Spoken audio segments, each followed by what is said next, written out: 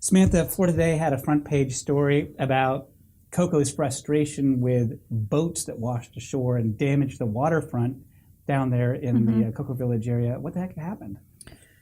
Well, we had people who abandoned their boats, whether it was done previous to the storm or whether it was to evacuate from the storm. They left their boats in the basin there, in our little harbor, and those boats washed ashore and destroyed our boardwalk throughout Cocoa Village, the Riverfront Park area.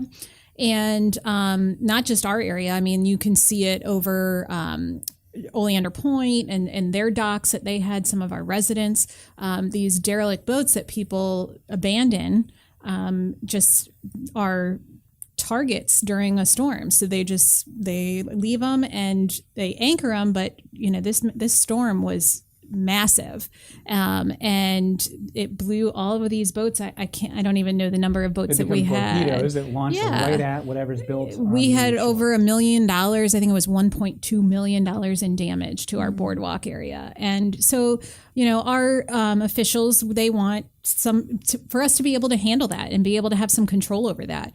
We should be able to protect our infrastructure. And so they're asking the legislature to help us in being able to protect our infrastructure from these derelict boats. And it seems pretty simple. It seems like something that's, you should have the ability to protect your city, and we don't, because we don't have the right to be able to do anything. And they're just, like you said, they're just torpedoes out there in the water, just waiting for this storm to come in and do the damage. So, that's what our officials are looking for. They're looking for some help in trying to get some kind of control over being able to do something about that. Give us the authority to send somebody out to tow these someplace, stabilize them. We'll store them while the storm is, it's a cost, but it's going to be less than the damage it's causing year after year from these storms. Every year we're having to deal with this. When a storm comes, we're having to deal with the aftermath and cleaning up our boardwalk area and our riverfront. And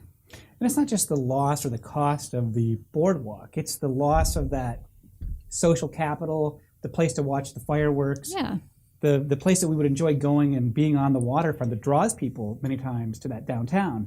Well, and it's the boat ramp too. Yeah, I mean, Lee Winter Park. It's the only boat ramp on that side of Indian River for miles, and it's been closed and will be closed for a while because of the damage that was caused. So now residents, and not even our residents who use that boat ramp, they have no means of getting their boat. They're going to have to use other ramps now, which most are closed again due to damage. So it's not just Cocoa. It's something that affects everybody.